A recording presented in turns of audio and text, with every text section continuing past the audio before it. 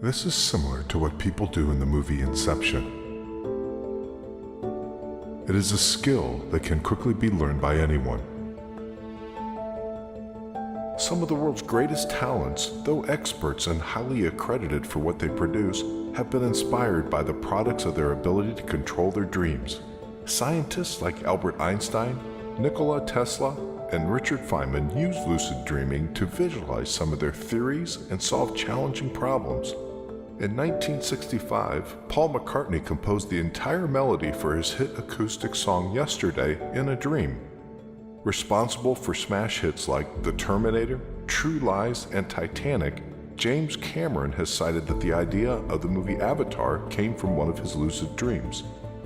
Since the movie Inception, Leonardo DiCaprio became one of the most famous celebrities associated with lucid dreaming, and not just because of the character he played. He has since said that even before the movie, he was a lucid dreamer. Lucid dreaming allows you to get profound insights into your own psychology. Sigmund Freud said, "Dreams are the royal road to the unconscious." In a lucid dream, you are aware that you are dreaming. This allows you to vividly experience and remember your dreams, but most importantly, you can control them. A firm distinction must be made between stressful dreams and lucid dreams. On the one hand, the first one can imply you are dreaming that you're late for a very important meeting, and when you finally arrive, everything is closed and no access is granted. A lucid dream, on the other hand, can feel incredibly real and may have the same effects on you as if it actually happened. Basically, you are aware of dreaming in the moment, and sometimes you can also take action in such dreams and direct them as a genuine screenwriter. There are two main aspects of the brain that are held responsible for such lucid dreaming states. Our higher cognitive abilities are controlled by the frontotemporal cortex. During normal dreams, even those stressful ones, it is inhibited. Lucid dreaming changes the brain in the terms of requiring it to take part in a higher level of activity. There is an increase in gamma waves, which represents the frequency of a normal brain activity. When lucid dreaming takes place, these gamma waves are synchronized with other neurons that work on a frequency of conscious awareness and executive functions. Some of them are the voluntary actions and decision-making. Numerous scientists have shown their interest in figuring out how we, by ourselves, can determine the brain to enter into such lucid dreaming states. The reason behind this desire is that we can better understand how consciousness works and how it is formed. Also, there are several practical uses that can greatly help in many situations.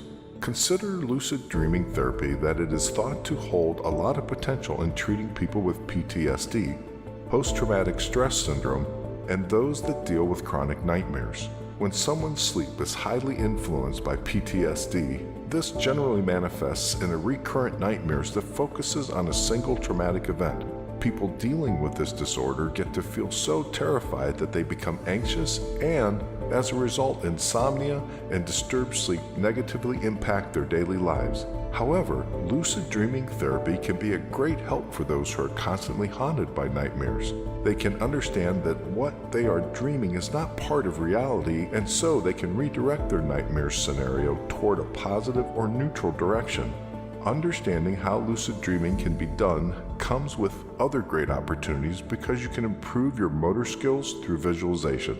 Many fields use this technique, which has proved to greatly improve performance in sports, music, and even in the medical field. People can actually rehearse their motor skills by using mental imagery in the process of rehabilitation. After the nervous system has gone through a serious damage, they recover their healthy hand control and that of other motor tasks. This works because imagination works. When you create an image in your mind of performing a motor action, the same neural structures are activated as when you actually perform it. This is also valid for dreamed actions. But how does one become a lucid dreamer?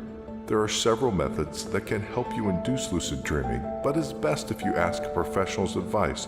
While some techniques may work for one person, it is not necessarily mandatory that it will work out for you as well. However, there is a series of things you can do on your own, and these methods have a high potential of helping you integrate lucid dreaming in your life for your best interest. Numerous approaches have been tried for inducing lucid dreaming, but the most effective of them all, it seems, was the use of cognitive techniques. These have to be performed during the day or while falling asleep. Australian researchers were able to conclude that the winning combination of such techniques is the one between reality testing, mnemonic induction lucid dreaming, mild, and wake back to bed, WBTB. It appeared that the 169 participants in the study they carried out reported the most successful rate of inducing lucid dreaming with these three techniques. The reality testing method is best exemplified in a popular movie, Inception. Through this technique, you have to habitually ask your waking self if you are dreaming or not, and to actually take an action that helps you figure this out. In the movie, we can notice a reference to this method that has a spinning top. Normally, this would eventually stop rotating, but it goes on in a continuous flow when dreaming. If you feel that this spinning top is not the best option for you, you can always try to breathe while holding your nose. As you repeatedly check yourself during the day, you are more likely to perform the same testing while you're dreaming. This will result in you becoming a lucid dreamer in a world where you can even inhale and exhale through your blocked nostrils. The mild, mnemonic induction lucid dream technique represents a process through which you are asked to rehearse a dream and visualize that it turns into a lucid state. In the same time, you have to repeat a mantra to express the same intention, such as, "Anytime I dream, I want to be aware that I am dreaming." The best results come if you practice it during the time you go back to sleep while performing the wake back to bed method. This WBTB action requires you to set your alarm clock to 1 or 2 hours before your usual waking time. As the alarm rings, you wake up for a couple minutes and then you go back to bed. This short time of awakening increases your cortical activation in the key parts of your brain that take part in the lucid dreaming process. This is when you slip back into REM, rapid eye movement, sleep phase, where lucid dreaming can occur. Moreover, it seems that you might have increased chances of including lucid dreaming if you press the snooze button multiple times. Any of these techniques don't come easy for everybody. You need to put in a lot of sustained effort so that you can witness visible results. Nowadays, there are numerous programs that are meant to induce lucid dreaming by using flashlights, vibrations, or certain sounds during the REM phase of sleep. The mechanisms follow the idea that these are incorporated into dreaming content. They will alert the dreamer that he is dreaming. However, any of these external stimulation methods has to be used with extreme care.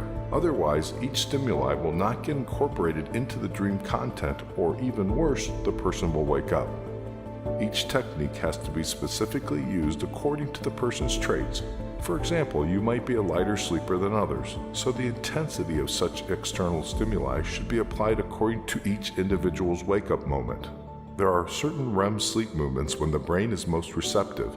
This, among others, is an aspect to keep in mind when using such stimulating techniques. Again, asking for a professional's advice is mandatory if you want to implement this inducing lucid dreaming process the right way. Apart from such methods, drugs are suggested as another way of inducing lucid dreaming. Galantamine, used to treat Alzheimer's disease, can help with this process of lucid dreaming, especially if it's administered while performing the WBTB or mild methods. However, research is still yet to firmly state how safe and effective it is, especially considering the fact that it can bring along many side effects. Even though lucid dreaming has been deeply explored in the recent years, there is still a long road to travel until anyone will be able to successfully use an inducing technique. There are lots of successful lucid dreamers walking our reality, and that just goes to show you that the discipline of controlling your dreams rests in your hands. Will you try it tonight? Are you already a lucid dreamer?